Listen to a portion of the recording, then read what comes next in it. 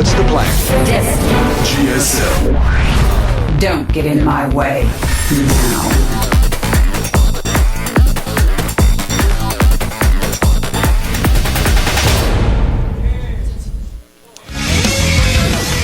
It's time for an interview. Let's take a look at not only a player here, but a coach of FXOpen.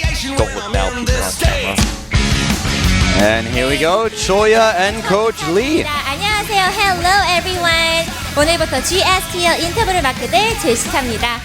자, 오랫동안 GSTL과 함께했던 우리 치아나 리포터가요. 이제 개인적인 사정으로 더 이상 못 나오게 됐는데요. 제가 치아나 리포터 못지않게 열심히 했으니까 저에게 많은 응원과 격려, 사랑까지 주시기 바랍니다. I just said yeah, and then I was like, wait, what did he just say? Thank you so much. I just trust you, man. That's actually such a nice way to put it. Yeah, I'm like always about to say mean things, and you 이형석 감독님, 안녕하세요. Nice save. 네, 그리고 TSL의 I'd like to have a look what the coaches have to say, especially of course Choya, since he just won the game. 먼저 It's a pretty unique situation. 1세트 승리하셨단 말이에요. 제가 보니까 200여일 만에 승리라고 합니다. 정말 기쁘실 것 같은데 기분이 어떠신가요? 너무 오랜만에 나온 것 같아요. So it's Choya's first win here at the GSL in 200 days. It's not as much of a devastating statistic as for Inori, but it's still pretty weird. It just mentions that it has been a very long time and he was very much prepared for this match. He didn't really feel in the past that it was the right moment until today, and he was happy that he was able to win the game. 네, 그리고 2세트 우리 1세트 아쉽게 He was shaking earlier. After the game, he actually came to the commentator booth here and showed me his hands. He was shaking like crazy. I'm like, wow, what's going on? Well, here is of course Coach Lee's going to give some of his thoughts. 꼭 만들어야 되겠습니다. 만들 것입니다. Coach Lee not wearing the sweater vest today. 선수에게 또 좋은 운이 있길 바랍니다. 자, 두 팀은 very 작년부터 confident that 시작해서요. scores going to be 1-1 오늘도 네 after this 번째 match. 만남을 Basically 이어가고 saying is that 있습니다. Red Rock's going to win. 많이 That's kind of a weird way to put it, but 상대팀에 대한 전략이 특별할 것 같은데요. well, like Coach Lee, there's only two things. It could be 1-1 or it could be 0-2. I don't know. 특별하다기보다는 제가 생각할 때 지금 스타트 게임 팀 중에 스타테일이랑 IM이 제일 세고 Choya probably going to announce the all kill now. Coach Lee's like, I think it's going to be 2-1 after this. 저희 팀은 스타테일이랑 IM Choya thinks that StarTale and IM are the strongest teams in StarCraft 2 right now. There are a couple of other teams that are very close. 그런 팀을 상당히 꺼려하는 편이거든요. 그래서 오늘 좀 엔트리 좀 재밌게 짜왔으니까 많이 응원해 주세요. TSL is a very tough opponent and it's very hard to prepare for this match. He had a pretty hard time to prepare his players for today's match. 높게 평가해 준 점에 대해서 이형석 감독님에 감사드리고요. 저희도 FX오픈을 까다로워하는 편이에요. 왜냐면 동족전이 많이 나올 수밖에 없는 엔트리가 될 것 같아서. TSL coach also thinks that the FXOpen team is a strong opponent for them. He also is concerned about the ZVZ mirror matches because he knows that FXO has a lot of reserves. 4강에 진출하게 됩니다.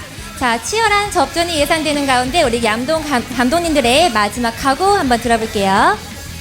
일단 저희가 지금 올해 있는 GSTL에서 전부 다 4강을 진출했었어요. 그래서 이번에 오늘도 이기면 4강 진출이니까 FXO was in all the semifinals of the GSTL this year, and they really want to make it to the semifinals in this season. I guess most likely they want to go to the finals too, but the semifinals for now will do apparently. 이번 시즌도 꼭 해낼 거고요. 4강 진출 꼭 해서 TSL was in the semifinals last season, 두 팀 모두 they 멋진 obviously want to 승부 repeat 기대하도록 that performance 하겠습니다. at least. 이상 4강 티켓을 들고 싸우는 FX오픈과 and he said that he TSL wants to meet the 만나봤고요. interview again 저는 next 잠시 time. 후에 승리팀 인터뷰로 찾아올게요. 서양 캐스터. Coach Lee is actually like, I don't know if I would ever say this about like any normal man or coach, but when Coach Lee is standing there, he sometimes just looks cute. Like he's just standing with this microphone, he fixes his glasses, and I'm like, Coach Lee's so smart. Like he just looks so smart. I'm like if you have a picture of a smart person with glasses, Coach Lee just fits that. He just pushes them right up on his face, and he's like, yeah, I think that FXOpen is strong too. Okay, it's kind of adorable, but we're going to go into the next map is actually going to be Daybreak, and that is of course the map of the TSL player's choice. Yeah. And it's going to be Ragnarok, so we have Zerg versus Protoss, and we're going to find out if the TSL coach actually is, if he has the look into the future, and we will see a 1-1. I'm trying to come up with something. I completely ruined it. Let's see if he's going to have the look into the future. I don't know. Let's see if he is going to have the look into the future. I was trying to say something at the same time. I realized that the microphone of the production crew is still open and I could hear everything, and I'm trying to solve the situation at the same time, trying to complete my thought, and my brain is going in two different directions. I'm like, oh no! It's like when you have a cat and you have some food in your hand or something. You keep moving your finger around, the cat's falling up, and if you rip it in two and you have it in two hands, and you split in two different directions. What does the cat do? He has to pick one. Yeah, that's definitely. I mean, I could see myself running into a wall there, and I'm like, well, I have to choose one, but I couldn't, so I screwed up both. It would crash the Caldor again. Don't worry, he's back up and booted. Yeah, quick reboot, and then I'm good again. So let's have a quick look at this game. Choya against Ragnarok is going to start in just a few seconds here. The GSTL, the team match between TSL and FXO, is heading into round number 2. Let's get this game started.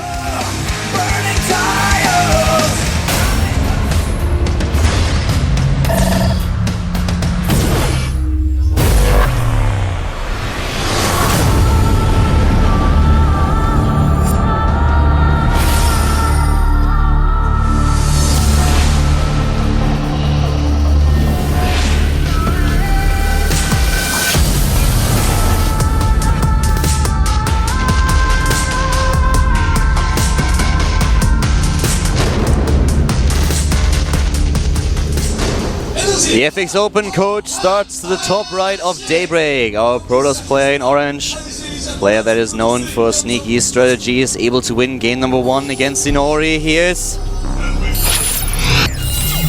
FXO Choya. a very tricky player, was really nervous. His hands were shaking after the game. He was so happy that after 200 days he was able to win in the Mukdong studio once again. His opponent starts to the bottom left, starts for Team TSL. It's of course a Zerg player. It is GSTL Ragnarok. I wanted to mention something about Choya as well. Don't be fooled by his pin if you're one of our newer viewers. The pin he actually has is not because he was a Code S champion, but actually because he was the coach of the GSTL champions of last season. So that's why he's wearing the pin in the booth. Let's talk a little bit about Ragnarok too. The last game that Ragnarok played was in the GSTL actually. It was just recently when he faced Classic and he lost to the Protoss player. So if there's any indication whatsoever, then this is a bit of a bad omen. He died to a 2-gate proxy on this very map, in fact, I think. So, you know, something to note about that win is that we didn't really get to see, like, it's like, oh, he lost, but he lost to a 2-gate proxy that I didn't see. So we didn't really get to see him in this matchup. Yeah, but the thing is that on this game, in this game that you just mentioned, he also screwed up a little bit. He had a win, he scouted it late, but then he was in a perfect position, but he played too greedy, lost it after all. This time though, this will be a different game. Choya is not going to proxy anything here. He has already the pylon on the low ground and is trying to delay the expansion of Ragnarok at the same time. So this is going to be a bit of a different match that we are going to witness now. Yeah. One thing I'm really disappointed about in Choya playing today is that he's not wearing a suit, because I think that he looks really good in a suit, similar to how Coach Lee can wear us the sweater vest and how the Star-Tailed coach actually likes to keep his style simple. But I wonder if he does lose at some point, he will actually put the suit back on. That's something I'm curious about, that's all. I just wanted to share that thought with you. You know what I find interesting? I mean, by the way, I completely agree. Choya in the suit looks so much more serious, and he kind of makes an impression. But I'm really wondering a little bit of how this team match is going to evolve later on. Because the maps that we've seen so far was Cloud Kingdom, a 2-player map. Then now we have Daybreak. If the next map is going to be Ohana, then we are heading into a scenario where most of the maps that you are going to see are really huge, and most of the maps have 4 positions where you can spawn. Yes. So this is going to be very interesting, especially since we have so many Zerg players left in both lineups. We could see a couple of really epic late game ZVZs. You know, part of me expected that we would see you know, I talked earlier about how I didn't think they would pick a Terran player, but if they did, I would have expected to see Entomb Valley as the map pick, so they could eliminate that from the pool, so they don't have to face that with any other Zerg players. But you know, Choya is kind of like the heavy hitter Protoss for FXOpen right now. We've got Tyr as well, but no more Oz. So the lineup is a little bit different than it used to be in previous seasons for Pros players for FXO. We have now Ragnarok heading into 3 bases, which is standard on Daybreak. This is what you want to do as Zerg in this matchup, and for Choya the question now remains 2 base timing or trying to get a 3rd base. And if a 2 base timing, which one is he going to choose? Will we see him opening with a Stargate? Is he heading into the robotics bay and starts an Immortal push? There are of course also a couple of gateway attacks that are really popular these days. He has a lot of options here, and for Ragnarok it is a matter of scouting. He needs to have an Overlord everywhere, scout what's going on, +1 attack upgrade is going to be very important. And he needs to move this Overlord very soon, since the first Stalker has been started. Yeah, that Overlord is like a teaser. He's trying to... I mean, because he could actually save it if a Stalker comes out, but he's vulnerable. Now he moves it. He wanted to see if +1 is going to start really early without using his early scout. And he's seen that it has not. That's the Stargate. We have a Stargate tech for Choya, doing it a bit MC style. Yeah, MC style indeed. This opening is becoming less and less popular these days, with more players going for this Immortal timing. I would say that's probably used about 80% of the time in this matchup right now. It's just so strong, and it's so difficult to defend against a player who has a good unit control. With a good Immortal push timing, you can do so much damage. But yeah, the Stargate might catch Ragnarok a little bit off guard here.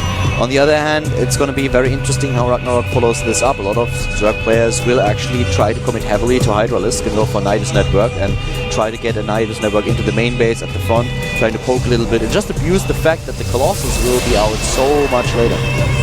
This Overlord actually will see, by the way, the Stargate. There's no way for him to stop it. He's not even going to try. He did click on it when he initially saw it. Now he's going to target down again, but he's just accepted the fact that it's going to be seen. It doesn't really matter when you go for a Stargate play, because you don't know what type of Stargate it's going to be if a Stargate is seen, but he's going to see the Void Ray here. And actually, normally when you go for Stargate, you show the Void Ray anyways. If you go Void Ray, then you show it, you try to kill the Overlords as fast as possible, you're trying to provoke a reaction. On the other hand, if you want to go for Phoenix play, then most of the time the Stargate is built at the top right of the base, and then you try to hide as many Phoenixes as possible. You move out with 4, try to overwhelm your opponent. And I was going to say something as well, is that if you go double Void Ray though, this is when you want to at least hide the Stargate or at least hide the second Void Ray, but he showed the second Void Ray. And he tries to go for a 3rd base immediately, doesn't he? Yeah, this is an interesting way, a new style. I don't think I've ever seen this quite like this before with double Void Ray and the 3rd. He may hide the second Void Ray and cancel the Nexus. That's a distinct possibility as well. Yeah, this is something that he could do. A Nexus cancel. He adds 3 additional gates. If I'm not mistaken, this puts him up to 4. Yeah, only 4 though. If he adds any more gates, that's when we'll know.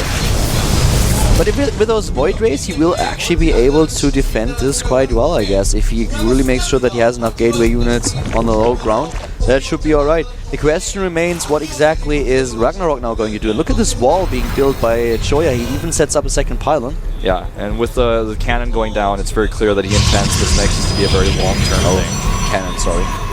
Well, there was a second pylon as well. Yeah, I tried to reinforce the wall here. But now we have the first links trying to sneak in. The main base has been guarded. And he's got that nice zealot there. Very map aware. And when you have 2 Void Rays like this, you can make sure the watchtowers are clean, and that's something he's already working on right now. You can even start to deny the creep later on if he gets the observer out, or even stop it from making. This is a huge link for us, but Choya has such a great wall setup that no matter what Ragnarok tries to do, he can't break through. Yeah, Ragnarok has realized that he will head into a very late game scenario and take a 4th base, make sure that he drones up and gets his tech. There's not a lot that Choya can do in regards to aggression, at least not for another minute or 2. But right now he has the gates, he needs the economy, and then Choya can do a lot of pressure here. But Ragnarok is now taking the space that I just talked about. He's getting a macro hatch and he builds his 4th base, he drones up and gets his tech going, but against the Void Ray on the map he cannot really do a lot. I love the Void Rays actually, because he's just able to do so much with them. Look at what they're used for here. In this case, he just hovers them outside of the natural, and the Zerglings have to pick, like, well, do I stay here or do I leave? A Phoenix doesn't give you that type of map control. Yeah, you can clean up Overlords with it, but you cannot actually make it so the Zerg player can't just sit there with his Lings. Otherwise, you can just leave them there and go for run bys. But now he's like, well, if my Lings stay here, then I'm in trouble. I got to move them away from the Void Ray at least. It's definitely a very interesting choice. The only problem that I have with this build, just from the looks of it, is he can't pressure the Zerg.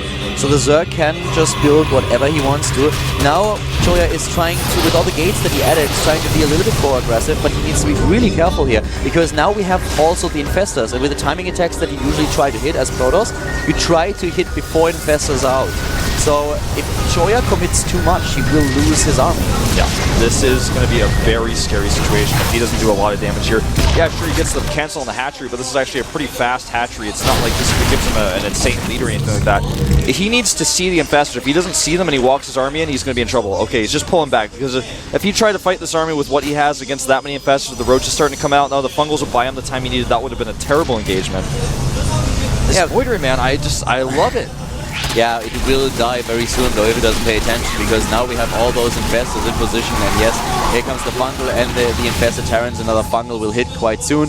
Oh wow, nearly killing one of the infestors. Yeah, really lucky here. Had he targeted it, he would have been able to kill that, but either way, Void Ray is gone, infestor survives. Choya was at least able to delay the 4th base a little bit, which can be really important here. Of course, with cancelling it, not Inori, but Ragnarok didn't lose too many resources here, but still, just a delay on the 4th is really important.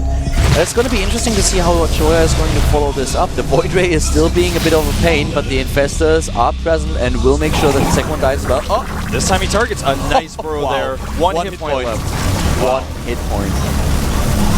Well, that's that for that Void Ray.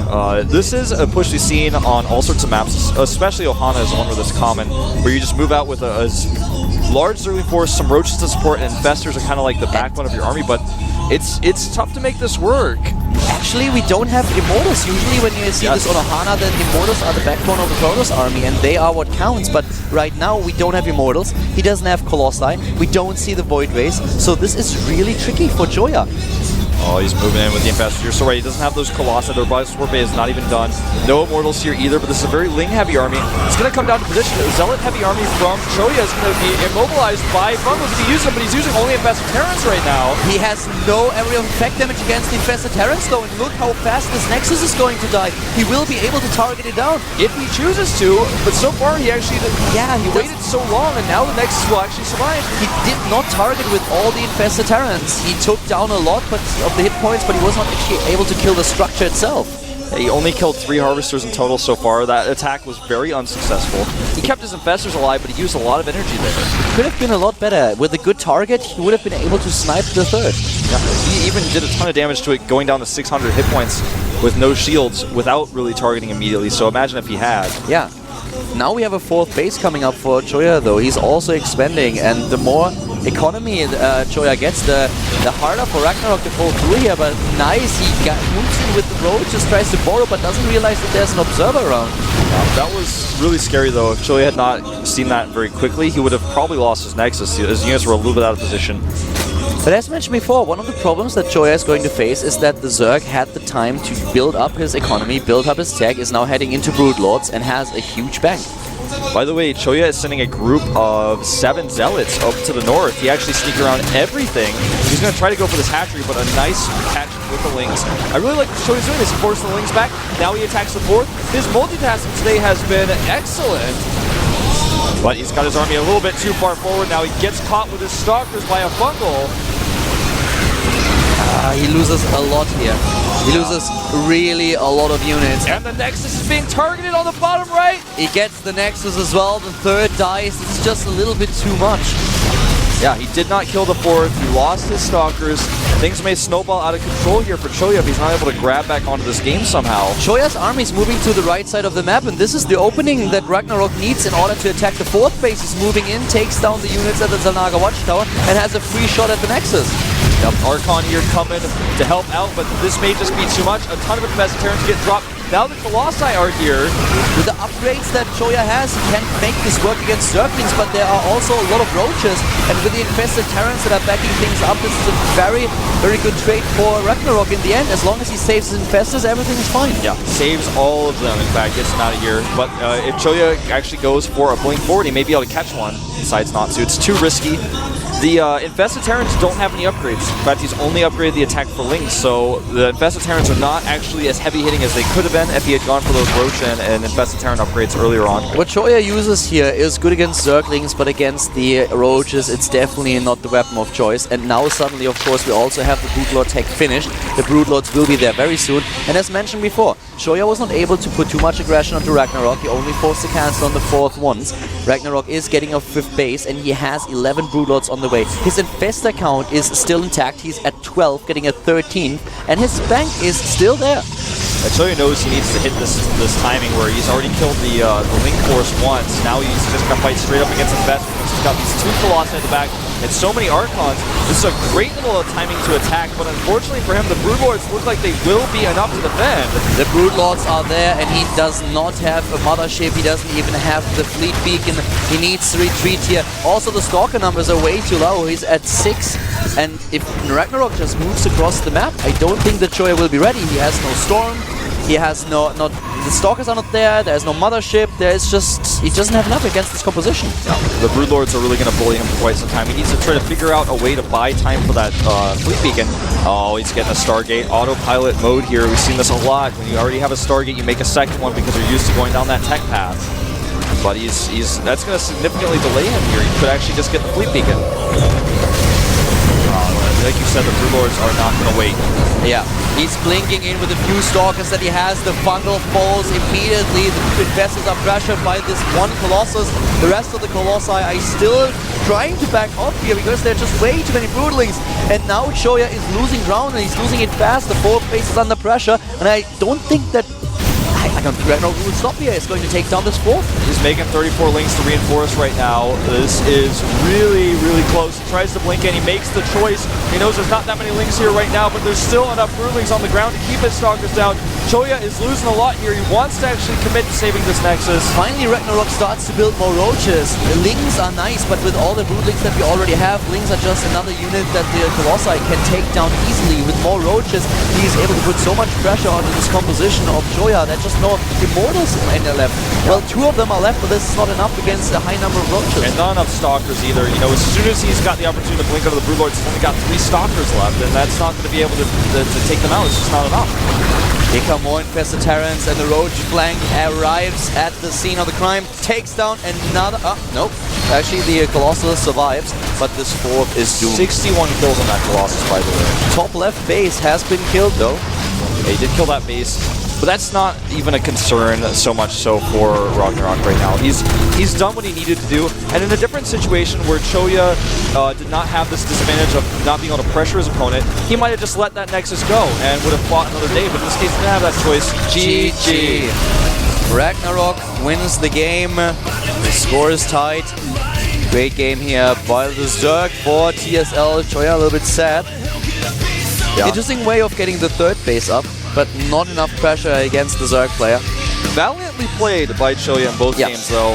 And Coach Lee's future outlook that you were talking about earlier, I don't even know exactly how you worded that, but it must have been true. I don't actually want to know how I worded that. I don't know myself. Yeah, there he is, Ragnarok, happy to win the game. And now the ball is once again in the court of the FXO team. Will they send a Zerg player already? I guess that we will see Gumiho pretty late today. Lucky is usually also one of the players that they send out late. That Ragnarok smile, man, it made me happy.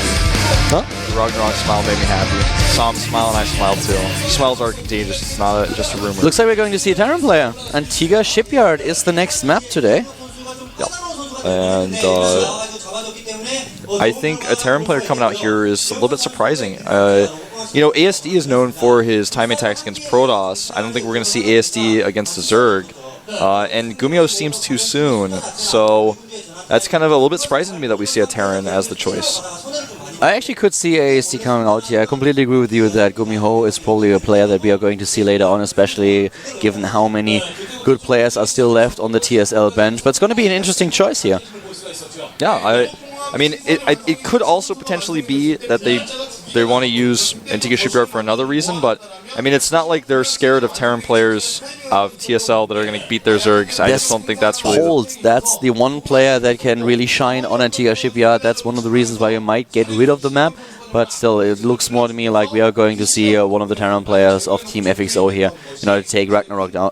But we'll find out very soon. I guess that we'll have a shot of the TSL bench in just a few seconds, and then let's see what exactly... I mean, Choya is making the choice, I guess, so they must have talked about it before his game started.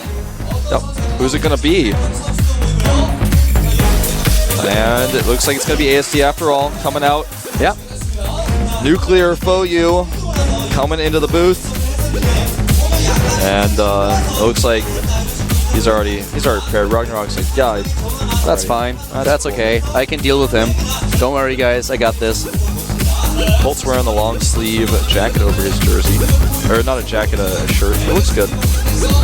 Yeah, I'm wondering why, though. It's not really cold in the studio today. Not so much. Outside a little bit, but I think he's just trying to make a fashion statement rather than it being for making a convenience. fashion statement, really? Yeah. You know, if it was Marine King, I would completely agree. But this is Paul we're talking about. I'm gonna ask him later because it's definitely not. It's not cold enough here to warrant wearing that over his jersey. Maybe he's trying to distinguish himself from the team, saying like, I am the best Terran player here. Take my advice. That doesn't sound like Paul either. Maybe he really likes plaid. Yeah. This is, you can see that win rate there, 0.13. This guy is not the hero that FXOpen has relied upon many times in the past. He has actually failed them more often than helped them, so we'll see what he's got planned. Again, I mentioned this before, this guy is more known for his Terran vs. Protoss than his Terran vs. Zerg. He defeated Mana in the first round of Code A. Now he's up against Ragnarok. And Ragnarok with a win over Choya has now the chance of putting another point on the scoreboard of TSL. The TSL family is still a happy one. I'm feeling like we're going to see something super technical here out of ASD. You know, that's usually the best's job. He's kind of the guy who's like, all right, who do you need me to kill? I'll do it, and then I'll lose the next game. But ASD is kind of a little bit different. I'm also really interested to see how exactly Ragnarok is going to play the map.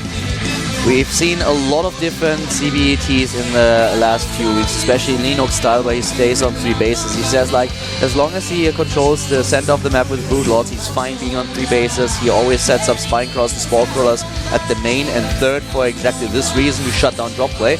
It didn't really work perfectly against Tasia, but this is one of the styles that he really likes. Maybe it's something that Ragnarok is also considering. We're going to find out now. Antigua Shipyard is going to be the map. This is the GSTL with FXO up against TSL.